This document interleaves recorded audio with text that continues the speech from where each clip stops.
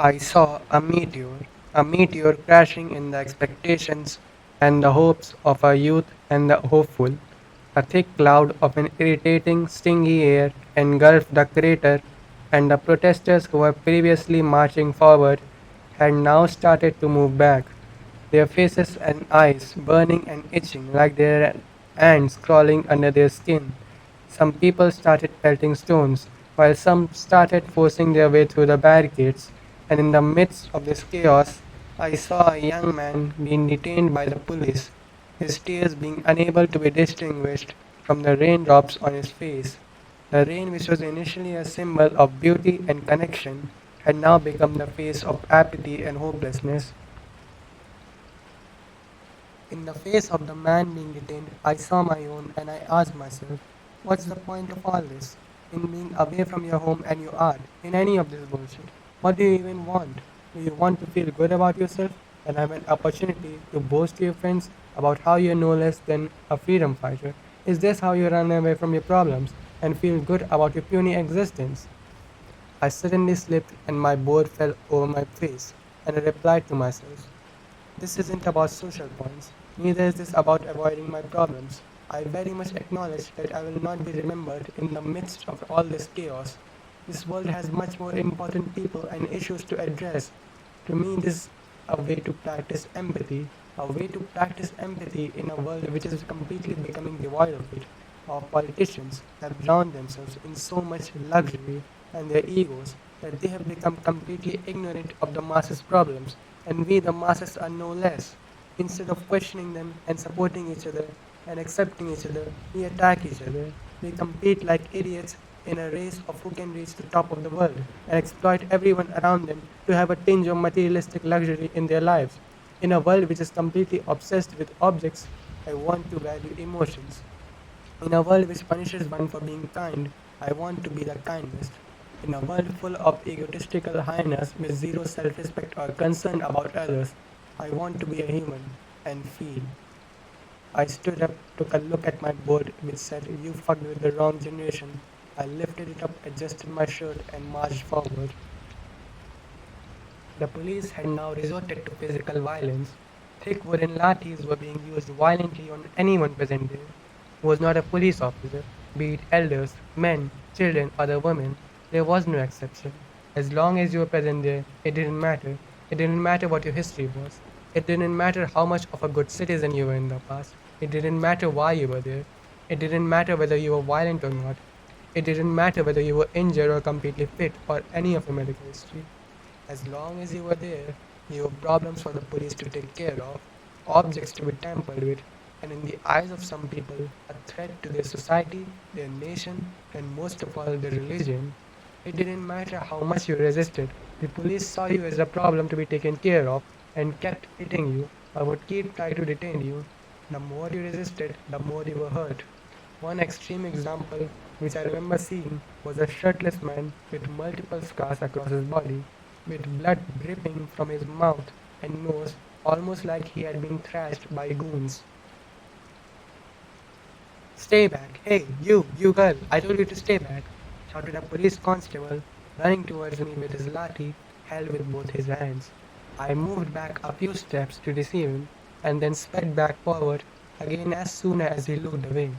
He noticed me instantly and reached out his hand to grab me. I tried to slip beneath him, but he grabbed my hand at the last moment.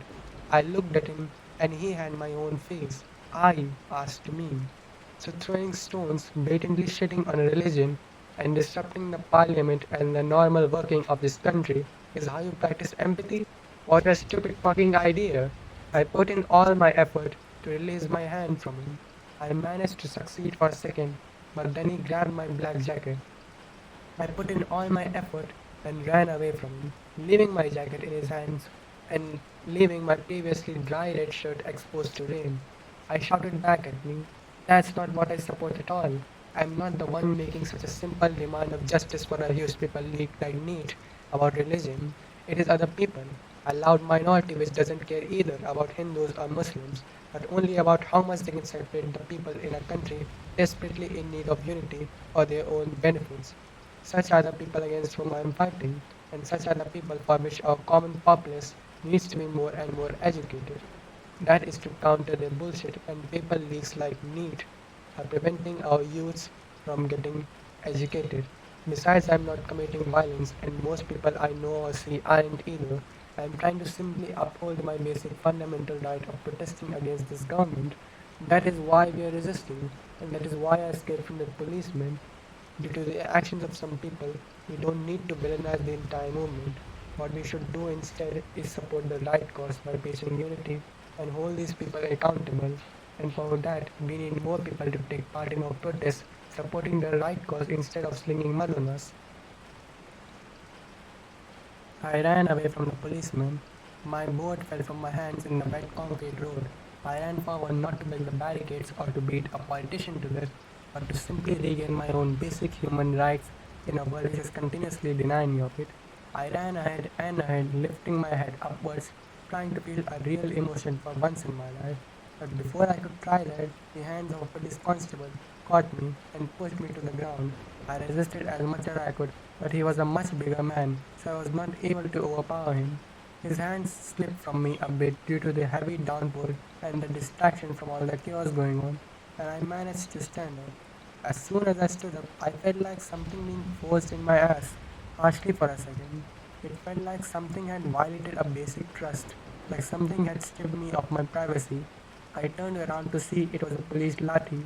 I reached out for my pepper spray with tears in my eyes, but then I realized my purse had fallen off somewhere behind.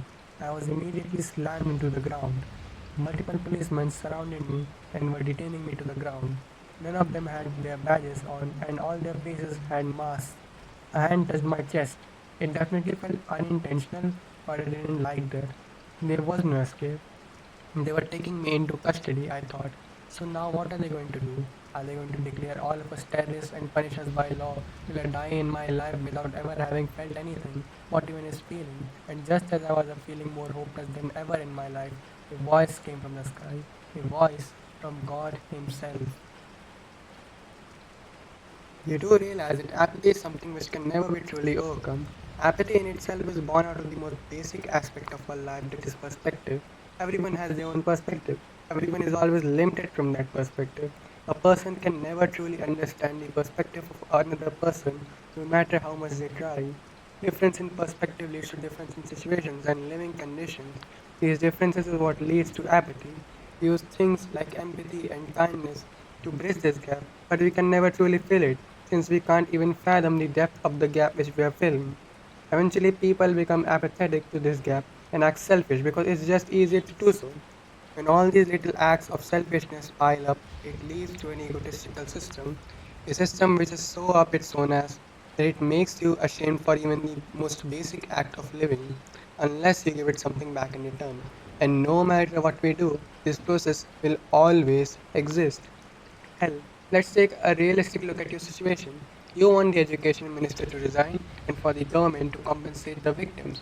But at the end of the day, what change does this bring? Corruption will still prevail. People will still continue to be stupid. Our students will still be subjected to a century-age-old education system which wants them to be factory workers, not what they themselves want to be. The J-NEET rat race will still continue and students will still kill themselves for a mere exam. Maybe the government will make a few policies to improve the system as a way to damage control for this protest. But be real to yourself. The general system is still going to be the exact same. You're trying to solve a real political issue with vague concept of philosophy. You protesting for it and wasting your life is not going to make the government realize their wrongs and turn them into God's little angels. They will still be the same.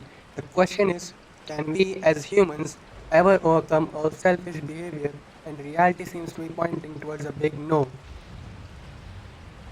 I took a deep breath and laid down my head on the road. Lift her up, take her to Thane. They lifted me up. I was unable to walk because what even was the point of walking? Whether I walk or not, they will still detain me. They dragged my feet through the rain. I looked around and saw that everything was made of cardboard. The road, the police van, the officers themselves. Two stick figures with a police uniform were carrying me. Their faces had expressions I couldn't make out or understand. The entire scene looked like a kid's bad drawing. Suddenly, a police officer called towards her. Deep Chand, hey Deep Chand, these guys here are giving us a lot of trouble. They are getting really out of hand. Bring some police officers with you quick. Arey Mannu, stay with this girl here. Don't let her escape at any cost or else you will be the one to answer, Inspector, sir. Deepchand said hastily. But Saab, Deepchand scurried away with his men to control the rest of the protesters, leaving only me and one police officer standing still in the heavy rain. He had a tight grip on my wrist and held both of my hands together to prevent me from running away at all. The rain falling on my face felt like nothing. It just touched my face and then drizzled off it. If at the moment I didn't have my eyesight, I wouldn't even have realized that it was raining. Suddenly I heard a loud growl sound, so high pitched but at the same time weak, almost like it was coming from an animal who is just one step away from death itself. That is when I saw it. In a world full of cartoonish figures, cardboard cutouts, and props from a puppet show, I saw a real image with an actual living thing. An extremely weak, dark brown dog with such little strength that she couldn't even walk. She was dragging her body through the harsh downpour and chaos going on with a crumpled piece of bread in her mouth. I figured she's trying to find a place to sit and eat the food she had found. She looked extremely weak. Almost her entire skeletal structure was visible. When I looked at her closely, I realized that her left leg was bleeding heavily. Her left leg was wounded. Flies were flying all around it. It seemed that the wound was few hours old. The dog seemed in extreme pain. With every movement in her body, she made a sound louder and more pitiful than the last. I got a sudden urge to go help the dog, but I couldn't because of the police officer present. I expected the dog to get under a tree and start munching on the food, and she did get under a tree. She then flattened the crumpled bread so as to make it easier to eat.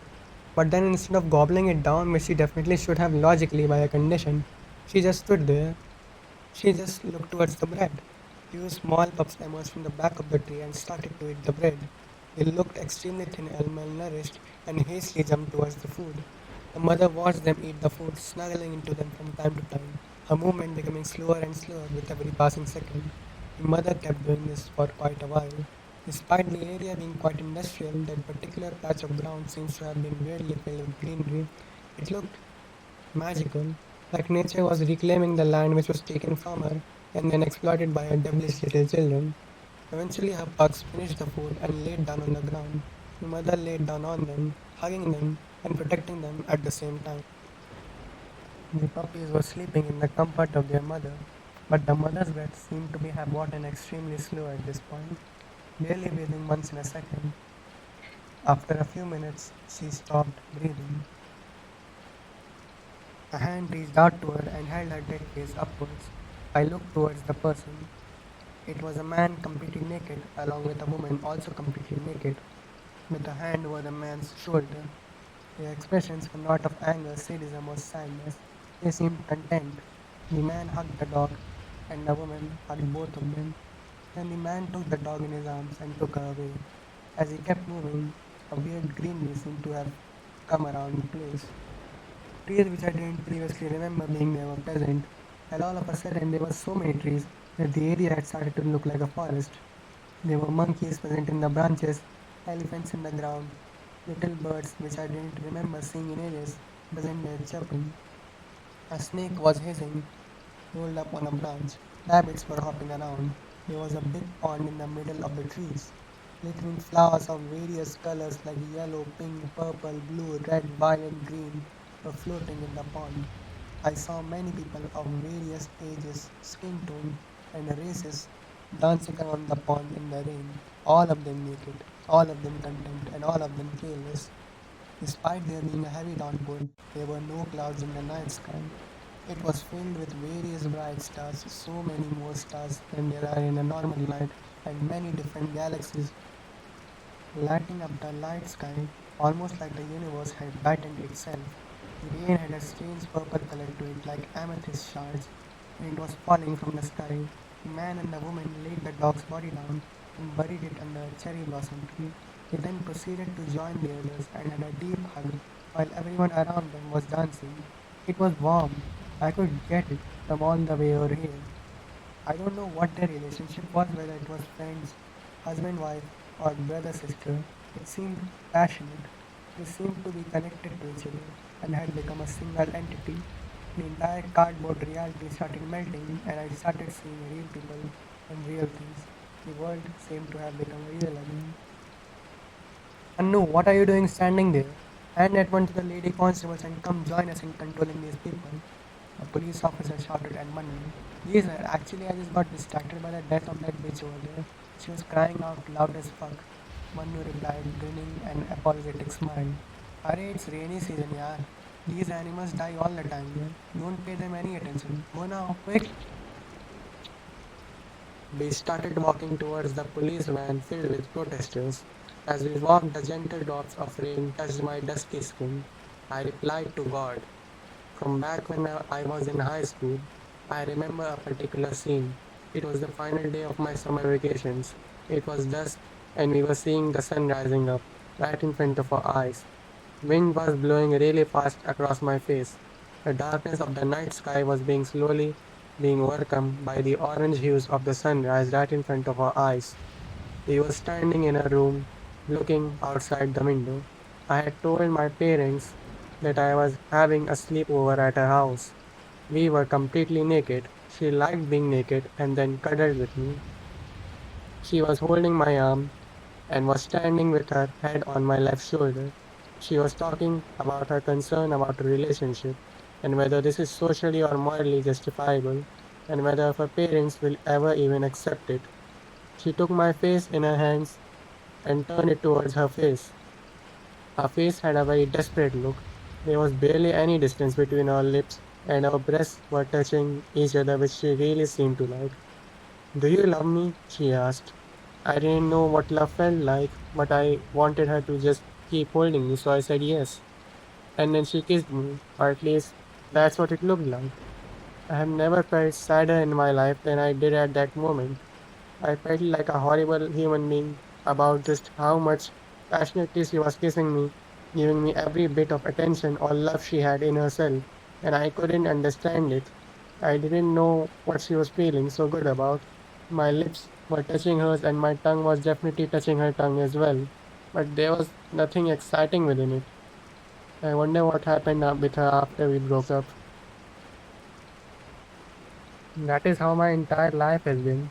My chest has always been this rock solid thing which has never budged from emotion. I always feel nothing, whether it was back when my parents forced me to take a science stream, despite me being wanting to be an artist, or whether it was the time I ran away from home to pursue my passions, or whether it was the day I had my first kiss as I described above. I just can't feel. What I think is the reason for this is the selfishness of the world around us. We are all a product of our own environment, the environment of a modern capitalistic dystopia, and our own human nature repeatedly enforces the idea of acting selfish and of being fake. And as a result, I have never felt anything in my life as I am a product of this world. That is what I want to change at a personal level with this protest. I want to make a selfless decision first time in my life. I don't care if this decision hurts me or I get put into jail or someone ruins my life over it. I want to be like the mother dog who fed her children because she understood the pain they were in instead of making a selfish decision and eating the bread herself. I want justice for all those 20 students who died because of the apathy and selfishness of this political system. I want to help out the man who went through so much suffering for 20 days by starvation for strangers he didn't even know, and by doing that, I want to feel real. As practicing empathy is what bridges the gap between us and connects us with each other. I want to see what this connection is like. Maybe I'll never succeed, but you can hope. Everything is philosophy, be it politics or sports or war. Me trying to live extremely ideally in this world isn't me being an idiot. It's my rebellion against this world which teaches us to change our morals at every single turn. Even though it's harmful and I definitely agree that it's not for everyone, I want to stand by my ideology. The lack of meaning stems from the fact that we have no stable morals. They change at every turn, which is what leads to a lack of meaning of everything in today's world. By standing here and upholding my morals, I reject my meaninglessness and affirm my morals and provide meaning to my useless life. We should definitely change from time to time, but that shouldn't be an excuse for instability and cowardice.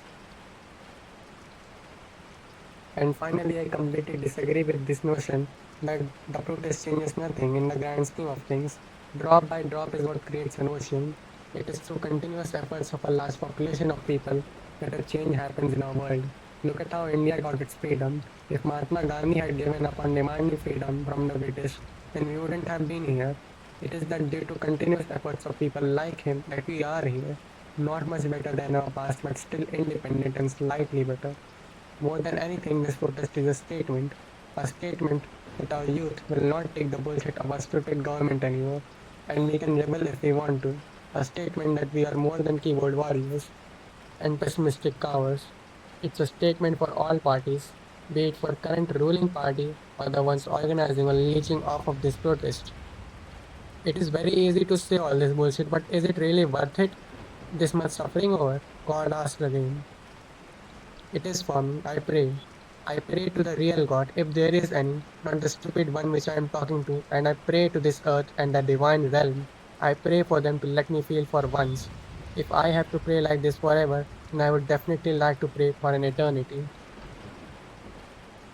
Manu handed me to the lady constable. She held me tightly and started pushing me in the police van. I started resisting, refusing to be pushed into the vehicle, and applying my full weight on them. But she managed to push me in with the help of a police officer who pulled me from inside the van. I was made to sit in the back near a window as all the front seats were filled with protesters. Ma'am, this is the maximum of people we can cram into this van. Let's take these people to Thane and then we will come back, said a police officer to the inspector outside. Arey go take them and come back soon, said the inspector hastily. As the van started to move, I looked outside through the cage window. Some raindrops were able to make their way through them. Then I saw that the left corner of the window was broken, probably due to poor maintenance and cramming more people into the van than its capacity. Even though I was completely soaking wet, something within me screamed to touch the rain outside. I peeked out my hand through the window. The sky was a mixture of dark blue and dark grey filled with dark clouds. Raindrops as blue and bright as lapis lazuli shards touched my hand, and I became a bit different than I had always been in my life. It was almost like the water was purifying me from the lies and images of the world and had reduced me to a simple child. I was real at that moment. I was seeing and hearing and touching the raindrops. I was seeing all the things it had touched, all the places it had traveled to, all the people from which it had drizzled off of, all those people of varying time periods, colors, races, nations, genders, and religions, and I was connected to all of them. I thought about the creation of the universe, about the star that had died to create all of us, and about how my parents met on that one fateful day and then eventually decided to marry. And I thought about how life was for all of them. Tears started flowing from my eyes, and a little smile peeked at my face. I still can't describe whether I was happy or sad or angry or jealous or scared or comforted, but that was the first moment in my life where I thought I had felt something.